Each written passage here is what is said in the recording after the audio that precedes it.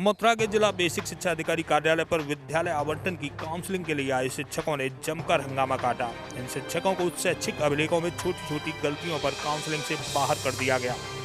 Counselling से बाहर किए गए 143 शिक्षकों ने बीएसए कार्यालय पर जमकर हंगामा करते हुए बाहर रोड पर जाम लगा दिया। पुलिस ने बमुश्किल समझा बुझाकर जाम को खुलवाया। तब तक धौलीबाऊ मार्ग पर वाहनों की लंबी कतारें लग चुकी थी। 5 रुपए किसी बात की जवाब नहीं बना सर। उन्होंने नेतागिरी दिखा रहा है यहाँ। मैंने अरे सामने दोबारा बुला दूंगा, तुम्हारी दोबारा बात अपना जाम लगाना, लोगों को दिक्कत हो रही है, हर बीमारी वाले भी निकलेंगे और लोग ड्यूटी वाले, ये जाम मत करो, इधर आ जाओ भैया। सरकार से तहत जो जिनकी सही है सब कुछ उनको जारी किया गया है। और इतना नहीं, आपको मैं ये भी बता दूं, गवर्नमेंट ने आपको इतनी सुविधाएं दी हैं कि पहले प्रक्रियाएं होती थी आपको एकल और बंद विद्यालयों में दिया जाएगा। पहले इतना ही होता था, अब सभी को पता है। एकल बंद के अलावा उन विद्यालयों में दिया जाता था जहां सबसे अधिक आवश्यकता थी, जहां पे टीचर्स नहीं होते थे, उनमें दिया जाता था। इस बार तो आपको इतनी सुविधा दी गई है कि पूरे जनपद के सभी विद्यालय चाहे और एकल और बंद विद्यालय भी आपको छोड़े गए हैं, और जिनमें छात्र संख्या के हिसाब से टीचर अगर एक भी कम है वो भी दिव्यांग पुरुष महिला और महिलाओं के लिए छोड़े गए हैं। तो मैं नहीं महसूस कर रहा हूं कि ऐसी कोई दिक्कत आएगी कि विद्यालय कहीं कम हो जाएंगे। आपकी सुविधा के अनुसार पूरे जनपद के विद्यालय खुलेंगे, ऐसी दिक्कत नहीं आएगी। दिक्कत केवल पुरुषों के लिए हो सकती है। पुरुषों के लिए गवर्नमेंट ने इस बार कोई विकल्प की व्यवस्था नहीं रखी है और पुरुषों को सीधे गवर्नमेंट की तरफ से उन विद्यालयों में पदस्थापित कर दिया जाएगा जो कि गवर्नमेंट एकल और बंद महसूस करती है, जहां आवश्यकता महसूस कर जाती है। तो पुरुषों को कोई विकल्प नहीं है, महिलाओं को तो इतनी ज्यादा सुविधा दी गई है, फिर आप इतना ज्यादा प्रक्रिया नहीं रोकी जाती है। अब मैं आपको ये भी सीबीएसई के बारे में भी आपको बता दूं, आपने अपने आवेदन पत्र में जो अंक चढ़ाए थे उतने अंक अगर आपके मार्कशीट में भी हैं, आपको कंसीडर किया गया है। कहीं 5 विषय चढ़ाए हैं किसी ने 6 भी चढ़ाए हैं। तो जितने चढ़े थे वो अंक अगर समान है तो कंसीडर किया गया है। अंकों में अगर भिन्नता है तो वो भी गवर्नमेंट को रेफर है और गवर्नमेंट के रेफर के निर्णय के उपरांत ही विचार किया जाएगा, तब तक विचार नहीं होगा। मामला 69,000/31,277 शिक्षक भर्ती का है। मथुरा में 399 शिक्षकों को नियुक्ति पत्र दिए गए हैं। शुक्रवार को महिला व दिव्यांग अभ्यर्थियों की काउंसलिंग होनी थी। अन्य शिक्षक भी काउंसलिंग के लिए बीएसए कार्यालय पहुंचे थे, लेकिन शिक्षकों ने जैसे ही काउंसलिंग से होल्ड पर डाले गए शिक्षकों की सूची देखी तो उनके होश फाख्ता हो गए। 143 शिक्षकों को काउंसलिंग से बाहर कर दिया गया था। इन शिक्षकों का कहना है कि काउंसलिंग से बाहर किए जाने पर महिला और दिव्यांग होते हुए भी उन्हें मनचाहा विद्यालय नहीं मिल पाएगा। अब आपको सुनाते हैं कैसे मामूली गलतियों पर काउंसलिंग से बाहर किए गए शिक्षक शिक्षिकाओं ने अपनी पीड़ा व्यक्त की। एक शिक्षिका ने तो रोते रोते अपनी समस्या सुनाई।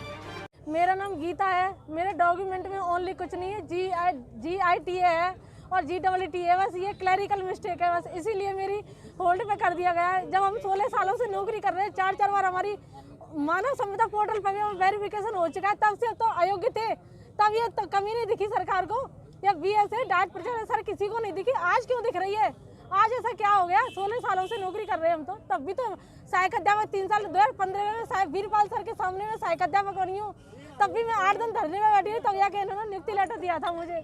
तब क्लरिकल मिस्टेक कहाँ गई थी, आज कैसे आ गई हो? क्या बोला गया? अब ये बोला गया कि कोर्ट से ऊपर से आदेश आएंगे तब पता चलेगा। मेरा 2 महीने का वेट आया, मैं उसको छोड़ के 3 दिन से एडमिट हूँ। 3 दिन से एडमिट मेरा डुल्लू डॉक्टर के यहाँ पे, मैं तब भी यहाँ पे काउंसलिंग कराने आई हूँ, धूप में छोड़ के परेशान होके उसको। अभी भी आपकी तबीयत खराब हो गई? अभी भी मेरी तबीयत खराब हुई, तब भी इन लोगों को ये नहीं दिख रहा कि हम कितनी मेहनत 16 सालों के बाद इस पोस्ट पे आगे पहुँचे हम।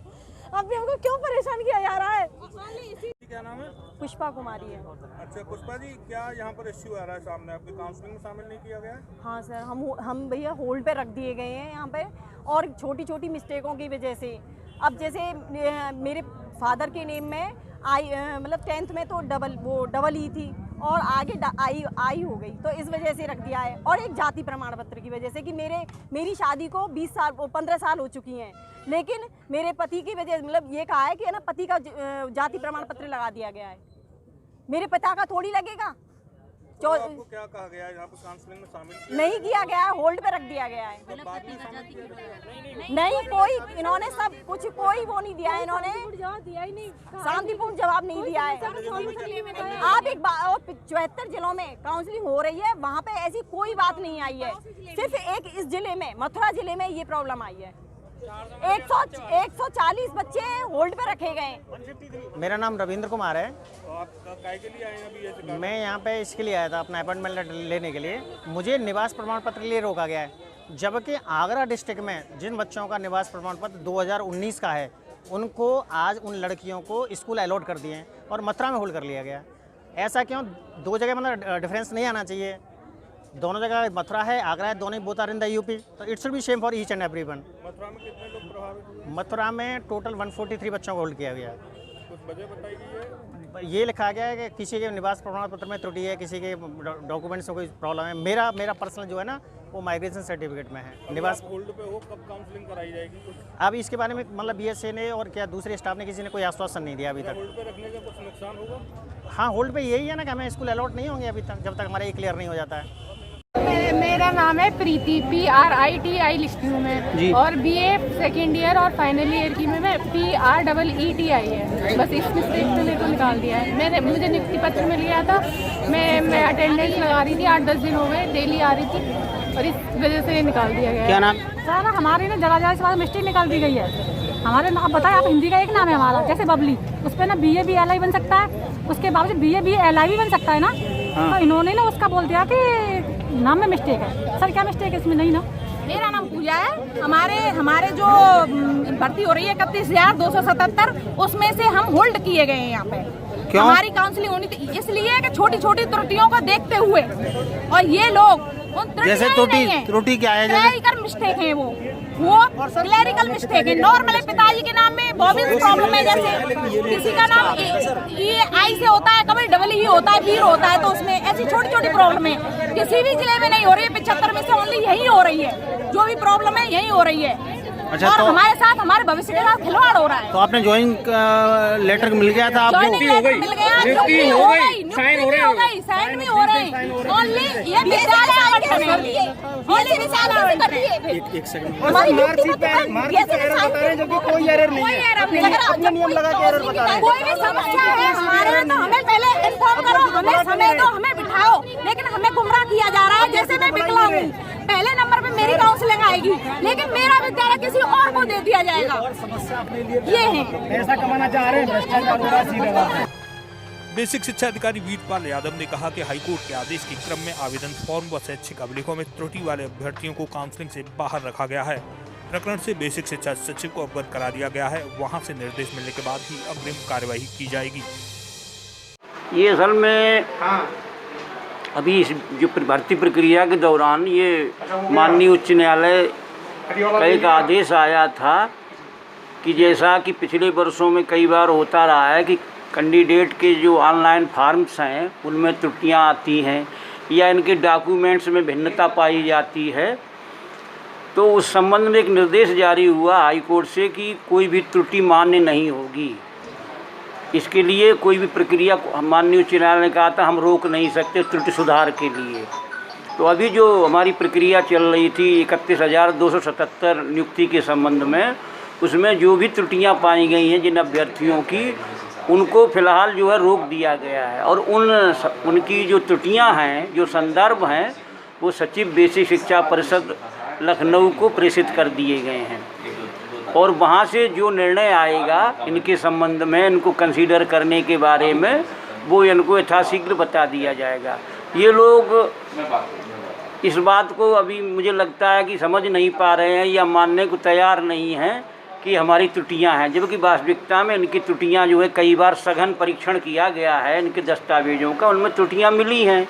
तो चूँकि ऊपर से शासन के निर्देश हैं, माननीय उच्च न्यायालय ने भी निर्देश दिया है कि त्रुटि वालों को जो कंसीडर न किया जाए, तो उसी आदेश के अनुपालन में जो है इन सबको जो है अभी होल्ड पर रखा गया है और इनके संदर्भ शासन को माननीय सचिव बेसिक शिक्षा परिषद के द्वारा जो है भिजवा दिए गए हैं। अब जैसे इसमें कोई निर्णय आएगा वो इन लोगों को के संबंध में तदनुसार कार्रवाई की जाएगी।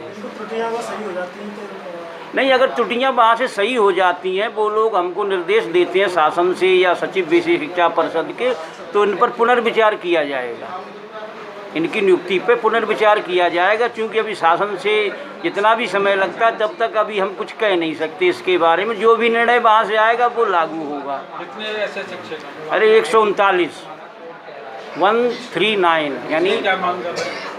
ये मांग ये कर रहे हैं कि हमारे विद्यालय भर जाएंगे, अगर हमें बाद में मौका मिलेगा तो हमारे लिए जो विद्यालय खोले गए भर जाए। ये ऐसी बात नहीं है, पूरे जनपद के विद्यालय खोले गए हैं। पहले तो ये होता था बंद और एकल में ही नियुक्तियां होती थी, अब तो सारे विद्यालय खोल दिए गए। बंद एकल के अलावा भी जहाँ कहीं रिक्ति है, जैसे कहीं एक बच्चों की संख्या के अनुपात में अगर कहीं एक रिक्ति है, कहीं 2 है, कहीं कहीं 3 भी मैं देख रहा हूँ, तो विद्यालय भरपूर हैं। क्योंकि इनके अलावा बहुत सारे विद्यालय हैं जहाँ रिक्ति रह जाएंगे, तो इनका अगर शासन से होके आ जाता है या जो भी निर्देश आता है तो इनके लिए विद्यालय भरपूर रहेंगे, विद्यालय कोई कमी नहीं है।